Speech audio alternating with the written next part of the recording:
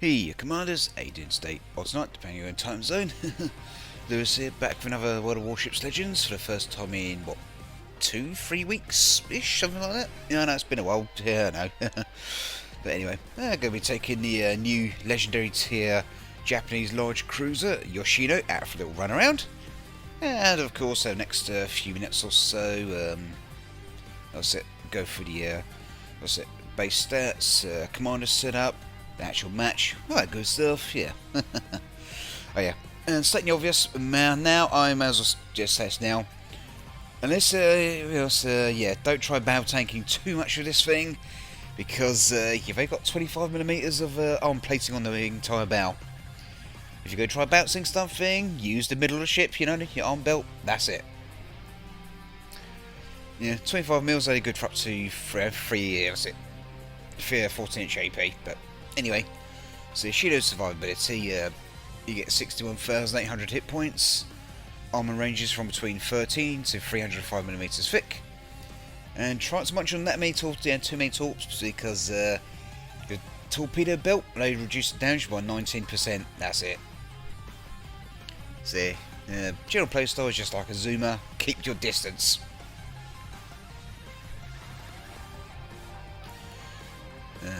So main battery is a little bit better compared to a zoomer. Same gun size and everything, roughly the same range and whatnot. Reload is slightly better, 18.5 seconds versus up to 20 something seconds. Traverse time is a lot slower, I will say. HE damage 5100, 27% fire chance, and if you hit Citadel, 8650 maximum damage per shell. And yep, unlike Azuma, Yoshino does have torpedoes on board, but think of them more as an optional suggestion rather than something you should actively be trying to use in a match. If you go down to that mindset, bad idea. But yeah, looking at around 24,000 maximum damage, 1.7 kilometers detectability, 12 kilometers range, 67 knots, so decent-ish speed, reasonable range, easily spotted though. So like I said, more of a suggestion, don't actively use them. AA defense is pretty substantial. You've got your 25mm Type 60 Type 96s, Mod 1 and Mod 2, 40mm 60 Type 5, and 100mm Type 98 as well. So yeah, slightly better AA compared to Azuma.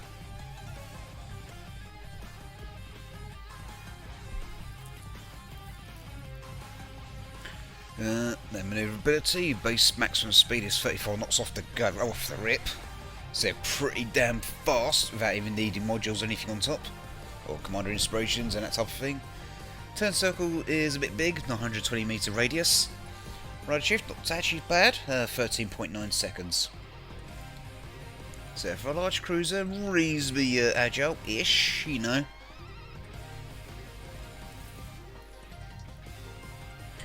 Concealment is middle of the road, 12.5 kilometers base detectability by sea, 7.8 from the air, and as always guaranteed is 2 kilometers. Detectability after you fire main battery from the ocean surface, 15.8, 14 kilometers from the air. And if you're on fire, 14.5 kilometers. Fire detectability penalty, 10.8 kilometers if you're on fire. Smoke penalty if you're on smoke, when firing, 10.1 kilometers. So like I said, Yoshino's alternative torps are Type 93 Mod 2. Reloads a few seconds faster, you'll do a little less damage. They've got out to 20 kilometers, but they will go a little slower at 62 knots versus 67.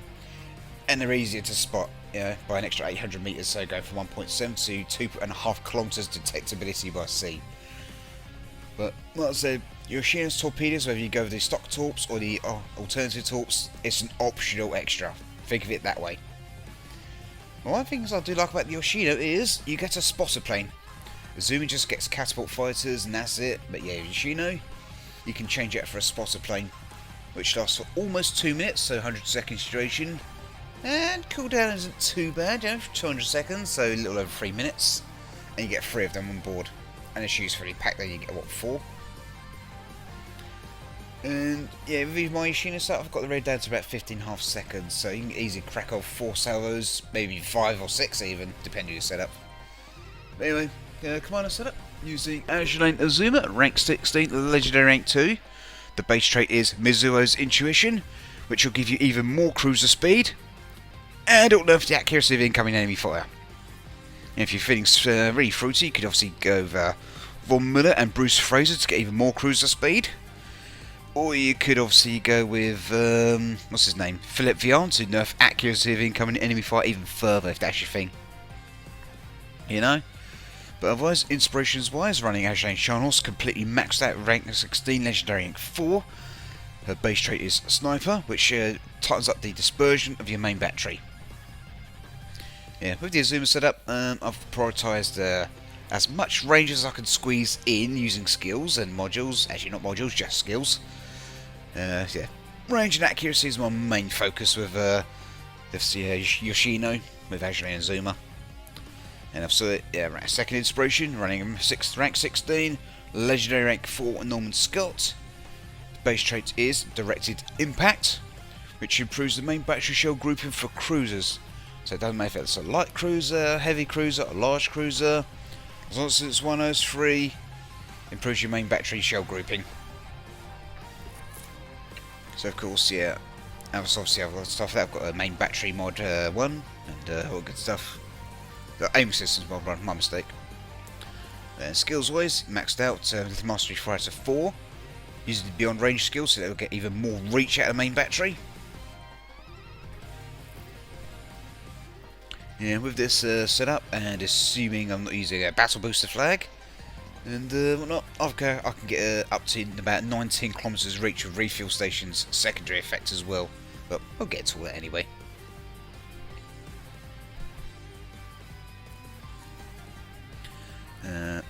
So second skill choice, also Mastery 4 out of 4. Using Igniter skill, which gives you high explosive shells an extra 3% chance of starting a fire, if that's your thing.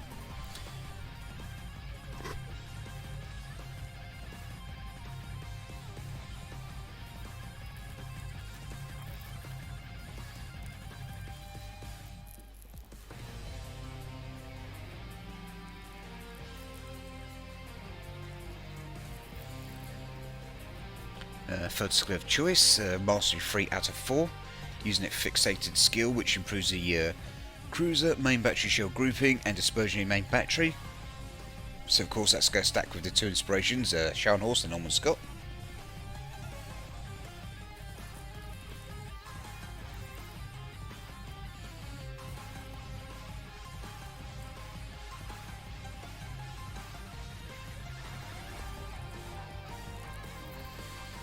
And fourth skill is Azur Azuma's unique skill, Special Gunnery Training, which cranks up the arm-piercing shell damage even further.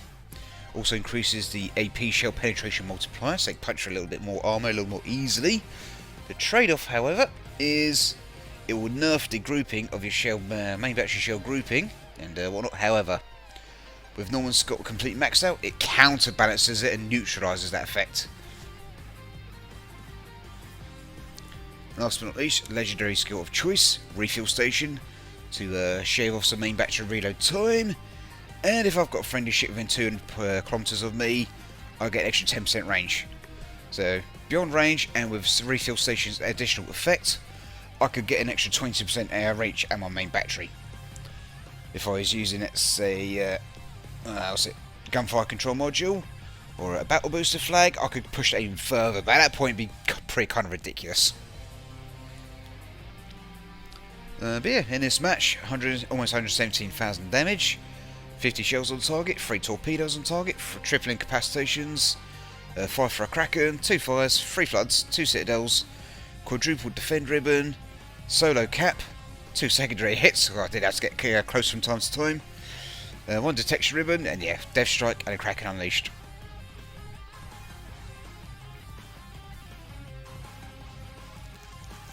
And total board of 213 base XP. And that's everything. So yeah, might as well say this now. If you enjoyed the video, don't forget to like, comment, subscribe, share, all that good stuff. If you have accounts on Twitch, go to twitch.tv/r_lewis_88. Drop a follow over there as well, because I do play a lot of Legends throughout the week, and occasionally different games as well. But otherwise, that's everything, and I'll catch you all next time.